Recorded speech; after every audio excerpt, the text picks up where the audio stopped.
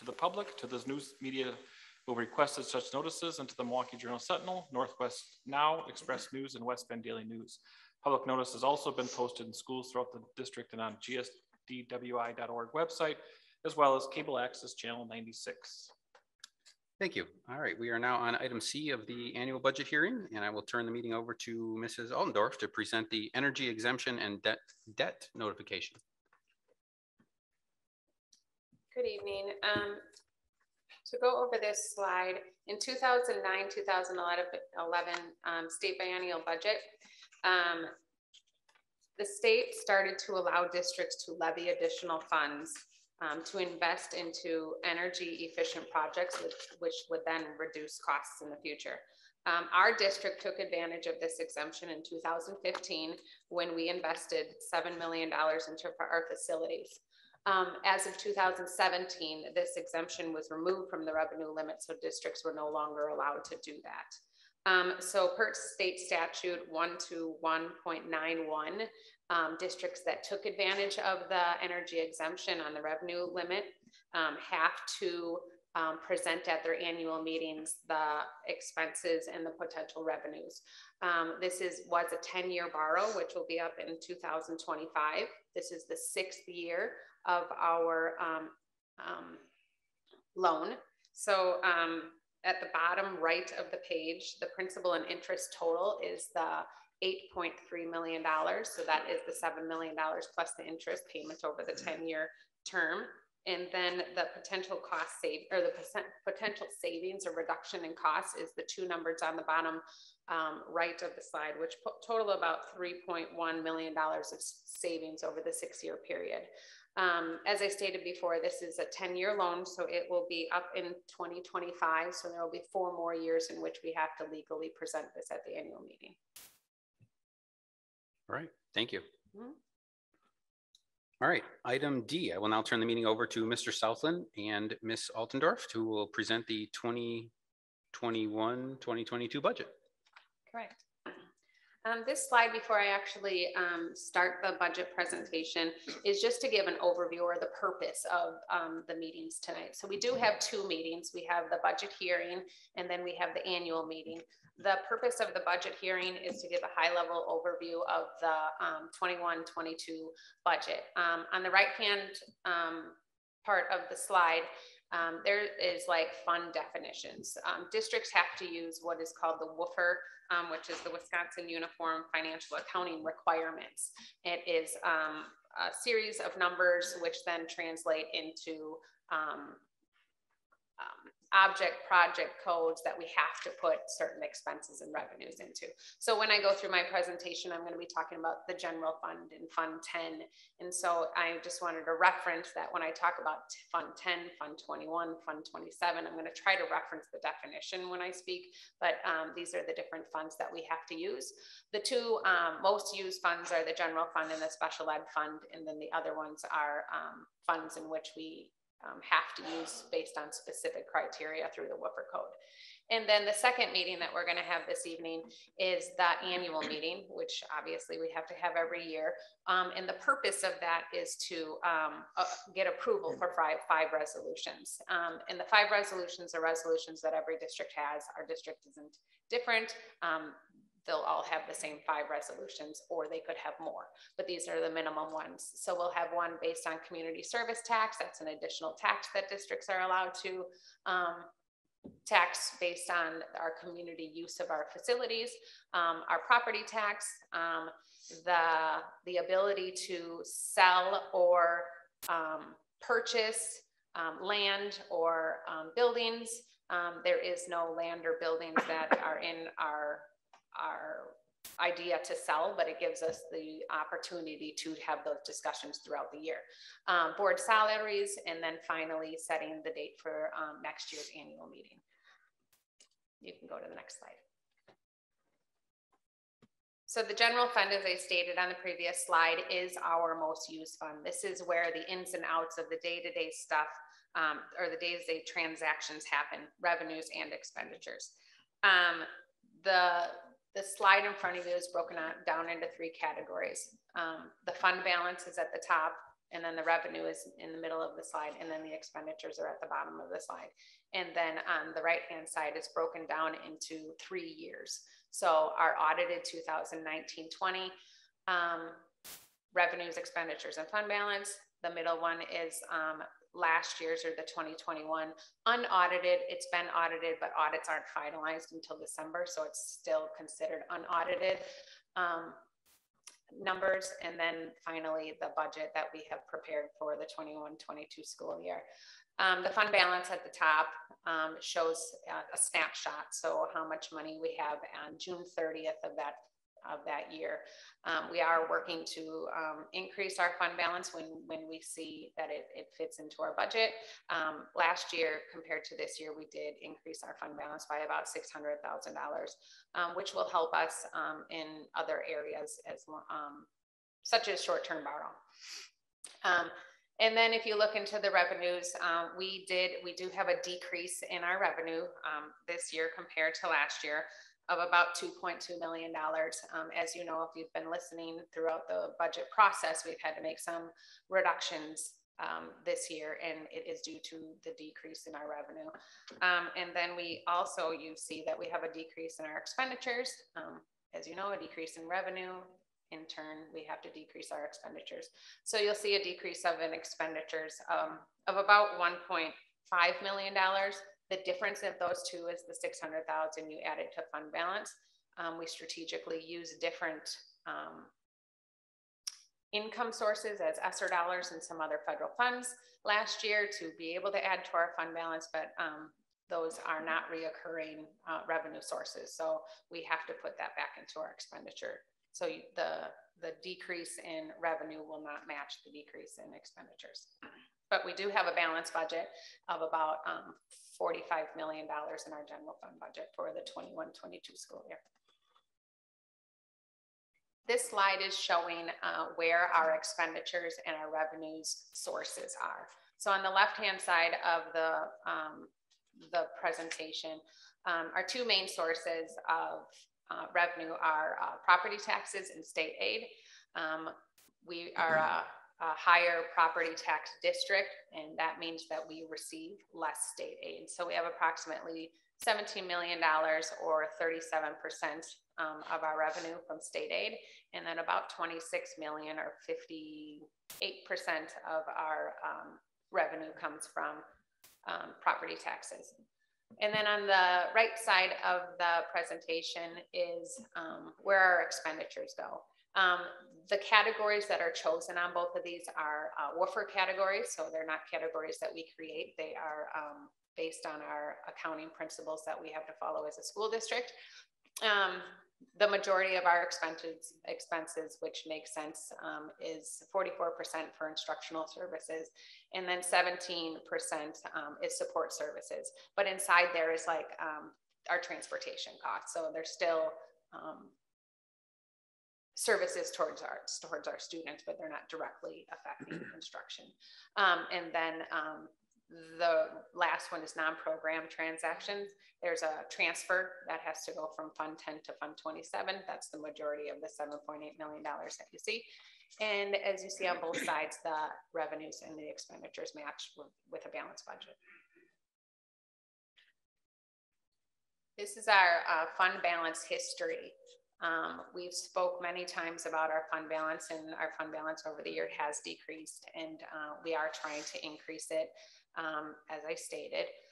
So you see a decrease from 2017 through 2020, and then you're seeing a slight increase.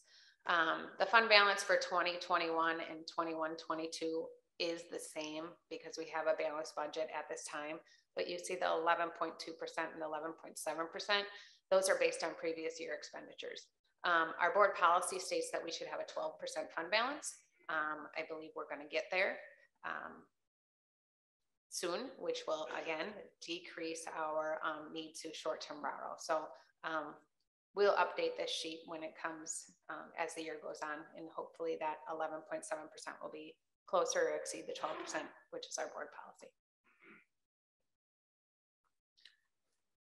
The next two categories are Fund 21 and Fund 27. Fund 21 is donations, So the majority of these are in and out. We do bring to the board donations that come to our school district, and the donations are approved.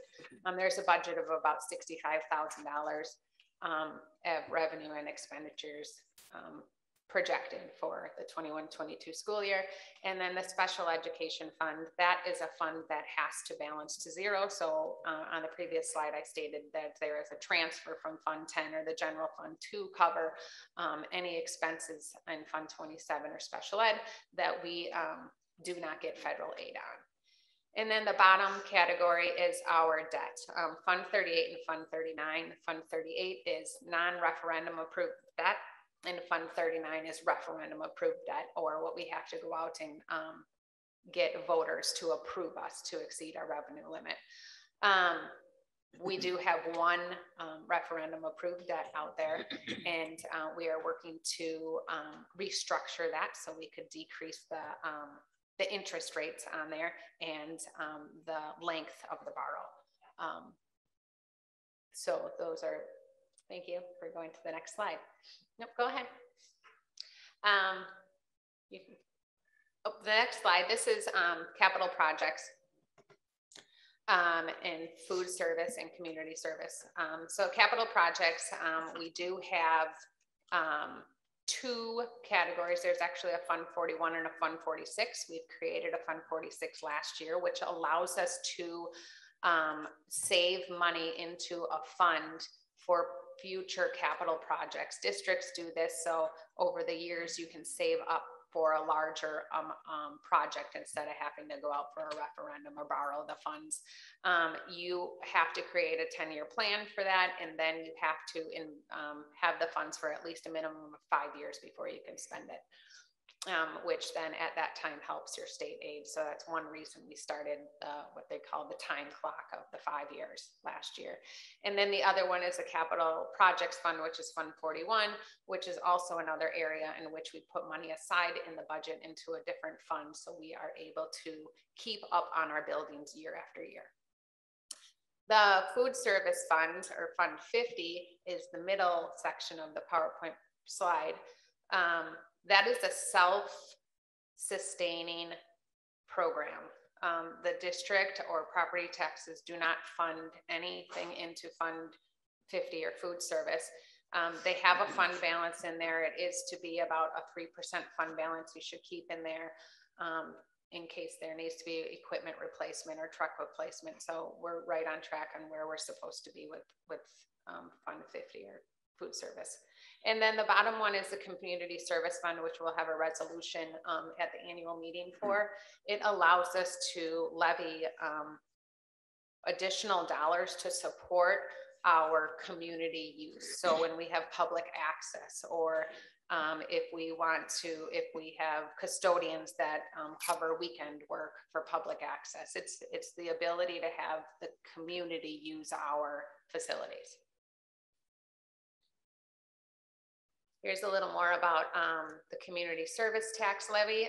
Per state law, we do have to go in detail of what we are levying for and what that levy is going to be used for. So $150,000 will be levied on your property taxes for the items listed below. If a district reduces the amount that they levy into Fund 80, they can never go back up. So if you reduce it to $100,000 one year, the next year you can't go back up to $150,000. So usually districts keep it pretty steady year over year. And again, stating some of the items that it's used for is utilities, because we're open, at nighttime and on the weekends and in the morning for community, custodial wages, playground replacement, because as you know, the community can use our playgrounds when we're not open. So those type of things that helps replace the wear and tear or the utilities when we have community use. This is a slide going over our enrollment. So last year in 2021, we did see a decline in enrollment, which we were expecting.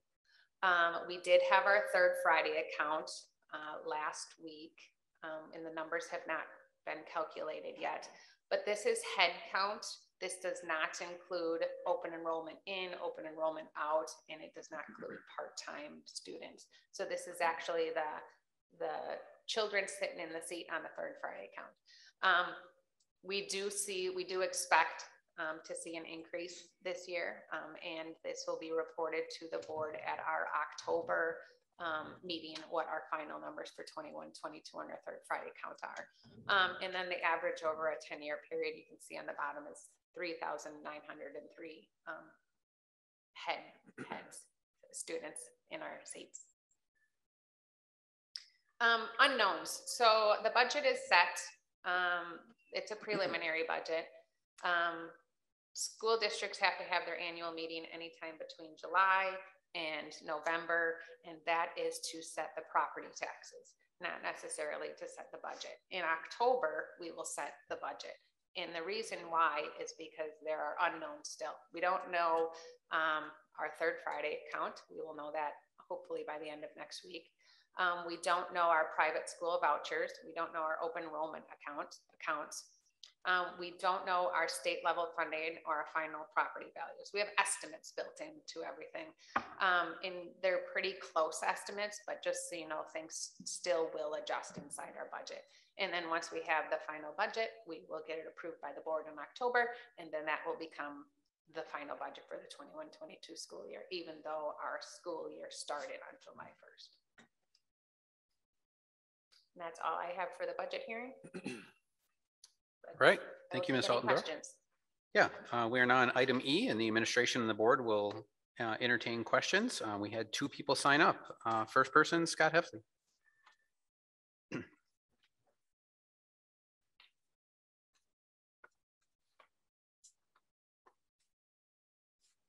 And I ask that you please state your name for the official record. Scott Hefley from Germantown. Thank you for the time.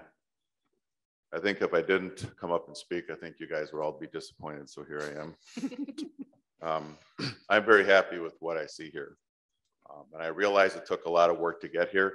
And I know whenever it was, I think about when COVID started, I started coming here and expressing my concerns to the board about what I was seeing in the budget, what had been done, decisions that have been made. And I said, and I think I remember I said, well, you got limited revenue sources you can do, you're probably going to have to do some cuts. And I mean, you can probably go back and look, but I'm sure I said those things at least once. And you did do some cuts. And I know it wasn't easy, but you did cuts. You were limited on the revenue, but we're trying to grow revenue going forward with 4K and those things. So I appreciate that.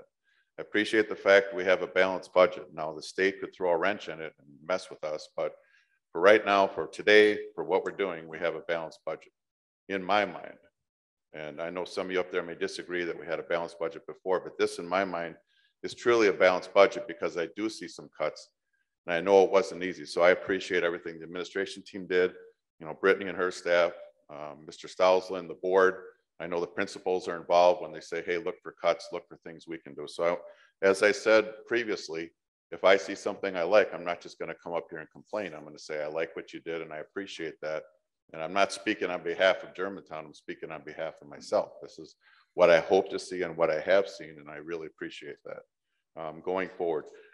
One of the things I didn't know, although I'm still trying to educate myself, is that, I didn't know we had an opportunity to refinance the debt that was outstanding, on the referendum. Now that I hear we can, well, at least it seems with Baird here, they say we can do that. If we can do that, save the taxpayers some money, maybe pay it down quicker, I know we can't operate with no debt. I mean, that would be my dream world, maybe yours, like no debt until we absolutely need it. But I think we're getting there. And the other thing I'd say is, I know enrollment's down, and I know we know last year why enrollment's down, but there was a trend going back to 11 and 12 that we're down about 250 students.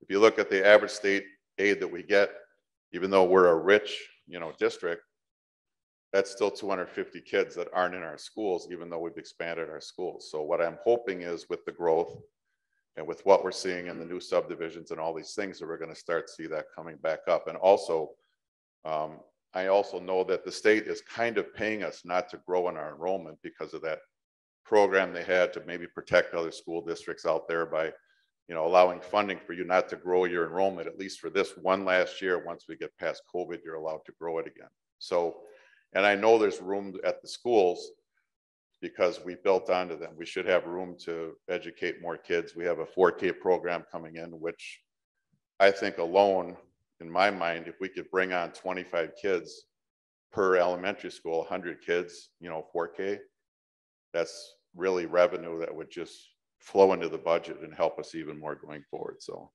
that's all I have. Thank you. Thank you. Richard Bianc. Again, please state your name for the official record. Richard Bianc. I live in Germantown. I was looking up some statistics, and as the previous person shared, there has been a drop in school population. Now I belong to a group of 40 Germantown citizens who come to the school board meeting, and those who have students in the district, there's a lot of unhappiness and dissatisfaction with what's going on, and they've expressed that. Obviously, I don't have any kids right in the district, but this district has to be more competitive with homeschooling, with Catholic schools, with other schools. We have to become attractive. It's your job to make our schools more attractive to students, to convince those 40 concerned citizens that Germantown School District is the place to stay. Now, the other point I wanted to make was concerning salaries for school board members. Now, the average school district in Wisconsin has 2,046 students. We have 3,900 students in our district, which is very comparable to Menominee Falls and Mequon, Fayetteville. It's, from what I've researched on the internet, the bigger the school district, the more likely school boards get paid for their services. Obviously, we're not way up there. We're double the size of the average district in Wisconsin, but 75% of school boards across the United States do not get paid for their services. They do it for the love of the students and their communities. Thank you. Thank you. Is there anyone else that would like to comment on the budget? Please come forward and state your name for the record. Good evening, everybody. Dennis Myers. If I ask some questions, can I have some answers in regard to my questions? Potentially, if we have the answer readily available. Thank you. My questions would be in regard to the loan. The loan was taken out in 2016. The referendum? Referendum, yes, I'm sorry, excuse me. And what was that interest rate? I don't have that with me tonight. Would it be under 4? Under 4%? Yes. Oh, yes, I'm sure it is. Under 3? I can't guarantee that, but No, I understand. I'd probably guess it's under 3. Okay. Now you wanted to refinance the loan balance, correct? Correct. We've been speaking about that at some board meetings in the past to refinance it and shorten the amount of time the loan is out for, to reduce the amount of time, as well as take advantage of state aid by paying off the loan every other year. which would increase our state aid and decrease our property taxes by about $56 million over the loan period. And is that what our balance is, 56 million? No, that's the state aid portion. Okay, I see.